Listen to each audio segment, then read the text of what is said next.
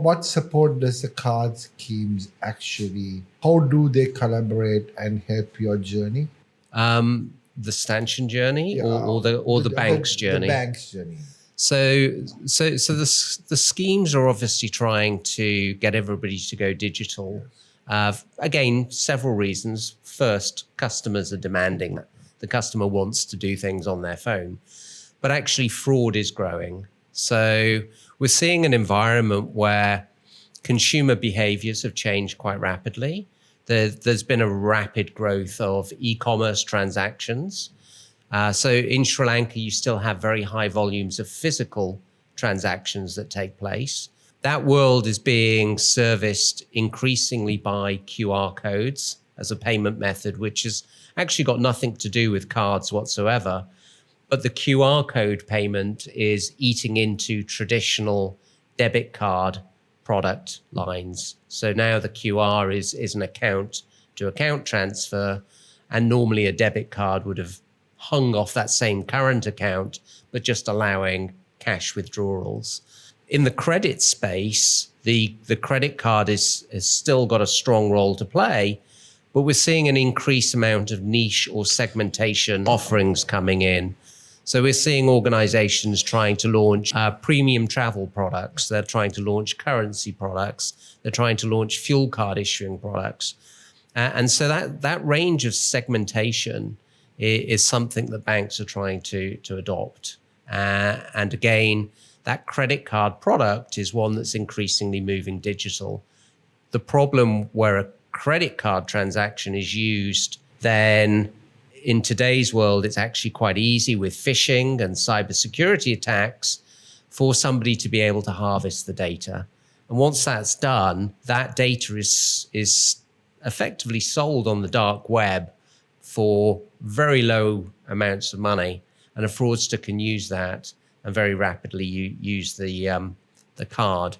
So there's quite a lot of innovation taking place at a scheme level to get rid of that fraud. And examples of that, again, rely on tokenized cards.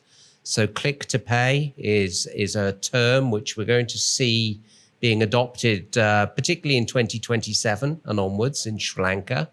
And what click to pay does is it allows a customer that wants to shop for e-commerce to be able to do a one-click checkout, because the issuing bank has already uploaded into a secure scheme vault the necessary data that normally a cardholder would enter when they're shopping on a merchant site to do checkout. So a customer won't have to enter that data anymore. They'll just see an icon and they can press that icon and do a one-click checkout. Another form of fraud mitigation is to be able to move away from the fact that if somebody has stolen the card credentials, we can do what's called a dynamic CVV2. So the 3 digits that are on the back of a card, if they're stolen, they're always in existence. But if you change that so that those 3 digits are dynamically produced when there's an e-commerce transaction and the customer picks that up from a mobile banking app, there's now a second factor of authentication needed, and it would be almost impossible for a fraudster to have access to both at the same time. So that can be a very quick way of eradicating fraud. And these trends, the customer experience, the segmentation, and the fraud are ones that we're seeing rapidly adopting. And as I said earlier, we're not seeing around the world, we're seeing countries adopt at almost a near level playing field. Thank you, Norman. So, I mean, and I really appreciate the content that you're bringing to the table. So my question is also, I'm sure you and I grew into this industry. The banks use multiple schemes, incentive schemes, to encourage customers to adopt internet banking. Correct. In its crude sense, right? Yeah. And it was more like if it was a commission was 20 rupees, they would say, okay, if you do internet banking, it would be free, right? So likewise, what you're going to do is complete transformation, it's disruption.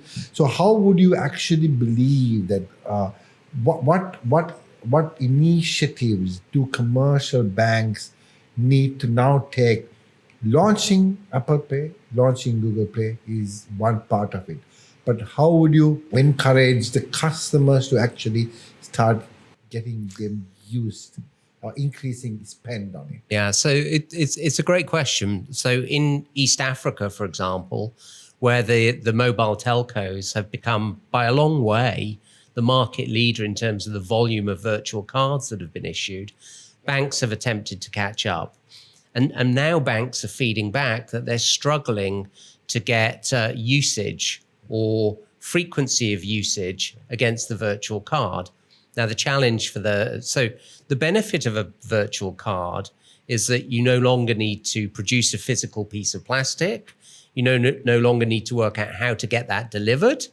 A virtual card can be opened and created almost instantaneously.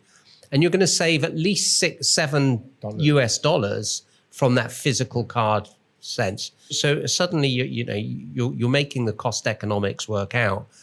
The challenge is that if a customer only ever uses that virtual card once, you're still paying some fees to the scheme that is essentially an annual fee.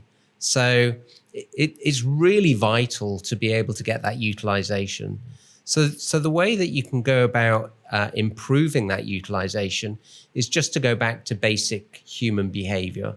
So what banks will have is they'll have the mobile phone number of the customer. They'll have probably a mobile banking app, or if not, they'll at least have a USSD method of reaching out and communicating to a customer.